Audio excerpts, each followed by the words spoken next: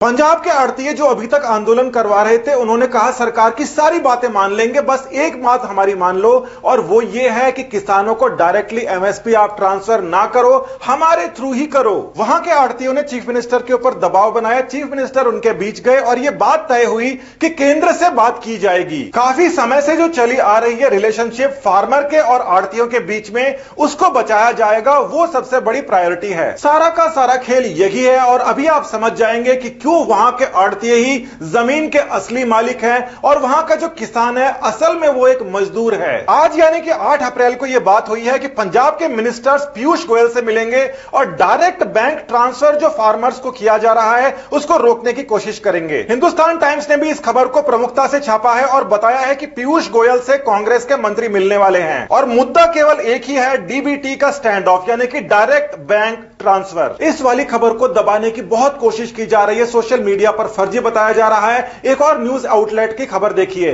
Times of India ने भी छापा है कि 3 पंजाब के मिनिस्टर पीयूष गोयल से मिलेंगे और उनका मुद्दा है डायरेक्ट बैंक ट्रांसफर। अब ये डायरेक्ट बैंक ट्रांसफर किसान के खाते में डायरेक्टली क्यों नहीं होना चाहिए, उसकी दलीलें क्या है वो भी आप जान लीजिए और अपनी आंखें खोलिए। पंजाब एक ऐसा स्टेट है जहां पर 40% किसान ऐसे हैं जिनके पास खुद की जमीन ही नहीं है और यह डाटा केंद्र सरकार ने नहीं, वहां पे हरसिमरत कौर ने सदन के अंदर बोला था कि 40% किसानों के पास जमीन ही नहीं है। पंजाब के अंदर लोगों ने बहुत अच्छी प्रोग्रेस की, बाहर जाके सेटल हो गए, उनकी जो जमीनें थी वो इंडिया के अंदर हैं और वो आड़तियों को दे दी जाती है किसानों से बुआई कराने के लिए। यानी 40% जो ओनर है ये जाता है आड़तिये के पास और बोलता है कि मेरी जमीन के ऊपर खेती करवाओ। ये आड़तिया पकड़ लेता है फार्मर्स को जिनके पास में जमीन नहीं है और उनसे खेती करवाता है। 40% जो जमीन है उसका जमींदार खुद खेती नहीं कर रहा, कॉन्ट्रैक्टर को दे रहा है यानी कि आड़तिये को दे रहा है कि मजदूरों से करा लो और वो मजदूरों को आड़तिया कह रहा है किसान। अब ये आड़तिया मजदूरों को पकड़ेगा, उनसे खेती कराएगा और उनसे उपज ले लेगा, उस उपज को बेच देगा एमएसपी के ऊपर और पैसा इसके पास में आ जाएगा। इस पैसे से जमींदार को पेमेंट करेगा जो करीब 20,000 रुपए प्रति एकड़ हो सकती है। यहां पर जो मजदूर किसान है उसने ब्याज के ऊपर पैसा उठाया हुआ था इसी आड़तिये से और ये जो ब्याज के ऊपर पैसा उठाया हुआ है आड़तिये से, इसी का पूरा मुद्दा है, पूरा का पूरा आंदोलन है, जिसकी वजह से आड़तिया इन सबको इकट्ठा करके आंदोलन करवा पा रहा है। अब देखिए आड़तिया यहां पर जमींदार को मैनेज कर रहा है, ब्याज को मैनेज कर रहा है, एमएसपी को मैनेज कर रहा है और किसान को मैनेज कर रहा है। अब तक आप समझ चुके हैं कि खेत का कॉन्ट्रैक्टर कौन है यानी प्रॉपर्टी डीलर कौन है, आड़तिया। ब्याज कौन ले रहा है,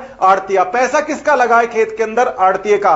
एमएसपी किसके पास में आ रही है, आड़तिये के पास। और लास्ट के अंदर बचा कुचा जो जा रहा है मजदूर के पास में, वो पूरी मजदूरी भी नहीं मिल पा रही है उसे। तो यहां पर देखते हैं खेत की तैयारी में 4,000, बीज 1,000, यूरिया पेस्टिसाइड 4,000, कटाई 4,000, कुल मिला के यहां पर पैसे लग जाते हैं 13,000 रुपए के आसपास में प्रति एकड़, प्लस इसके अंदर 2-2,500 रुपए का ब्याज लग जाता है। और ये जो जमीन है जिससे ली गई है उसको बताया जाता है कि 20,000 रुपए उसका जमीन का ठेका लगेगा। यानी कि इस 20,000 रुपए के अंदर आप जोड़ देते हैं 15,000 के आसपास में, तो बन जाते हैं 35,000 रुपए। पूरा का पूरा गेहूं अगर एमएसपी के ऊपर भी सरकार खरीद ले तो भी 50,000 से ज्यादा उपज नहीं हो सकती। और किसान को कितना मिल रहा है, उसका पूरा का पूरा लेबर कितना बच रहा है। तो ये जो 50,000 रुपए मिलते हैं ये आड़तिये के पास जाएंगे, जमींदार के पास जाएंगे और उस किसान के पास जाएंगे जो असल में मजदूर है। जमींदार के पास में जा रहे हैं 20,000 रुपए, आड़तिये के पास जा रहे हैं 2,500 रुपए ब्याज के और 1,000-1,500 रुपए आड़त के। किसान के पास में 10,000 रुपए से ऊपर कुछ बचता नहीं, जो अगर देखा जाए तो लेबर कॉस्ट से भी कम है।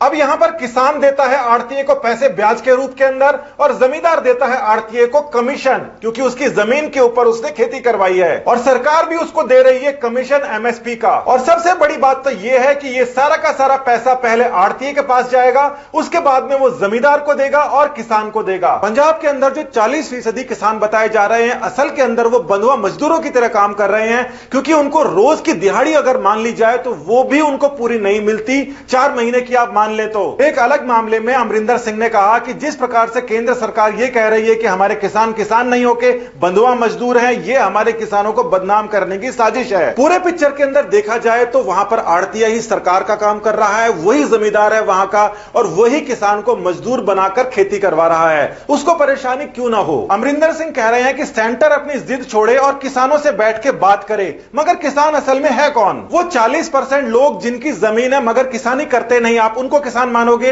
या वो 40% मजदूर जो किसानों की तरह काम कर रहे हैं आप उनको किसान मानोगे, या केवल उन लोगों को किसान मानोगे, उन नेताओं को किसान मानोगे जो आड़तीय भी हैं और साथ ही के अंदर कांग्रेस पार्टी के मेंबर भी हैं। बहुत ही लंबे समय से आड़तियों और फार्मर्स के बीच में जो चले आ रहा था उसको मेंटेन करने में आखिर ये क्यों लगे हैं? डायरेक्ट बैंक के अंदर अगर ट्रांसफर हो जाएगा किसान की अगर एमएसपी, तो इनको परेशानी क्या है? खैर, जो परेशानी है आपको समझ में आ गई है। केवल और केवल पंजाब के अंदर क्यों है, बाकी स्टेट्स के अंदर क्यों नहीं है? देश को अगर आगे बढ़ना है तो कमीशन खोरों से हमें छुटकारा मिलना चाहिए, किसानों को आगे बढ़ाना है, डिजिटलाइजेशन के अंदर बढ़ावा करना है। इनको और समय तक बंधुआ मजदूरों की तरह से इस्तेमाल नहीं किया जा सकता। जितनी मजदूरी करते हैं उतनी उनको तनख्वाह मिलनी चाहिए। असल पिक्चर, असल खबर, असली डेटा आपको समझ में आ गया है। नमस्कार, धन्यवाद।